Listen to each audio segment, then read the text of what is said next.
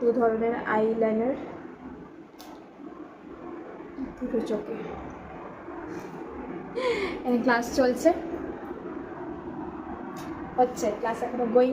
So এখন আমার সন্ধ্যা দেওয়া হয়ে গেছে, এখন ঠাকুরকে একটু খেতে দেব। তারপর হচ্ছে আমাদের রাতের মেনু এখন তৈরি হচ্ছে মা রান্নাঘরে। আমাদের আজকে স্পেশাল মেনু নান আর chana masala. Yes, so butter naan and chana masala. So সেটাই এখন রেডি হচ্ছে। কালকে যেহেতু লোকনাথ পুজো, তো লোকনাথ ঠাকুরকে একটু সাজাবো সুন্দর করে। আর হচ্ছে আমাদের গোপাল ঠাকুরকে আর লক্ষ্মী ঠাকুরকে একটু পরিষ্কার করে সাজানোর ইচ্ছা আছে। তো যাই হোক, আজকে রাত্রিবেলা বসে বসে সব করব, তোমাদের সাথে শেয়ার করব। তো আমাদের বাড়ির মন্দির, মা কালী মন্দির আছে।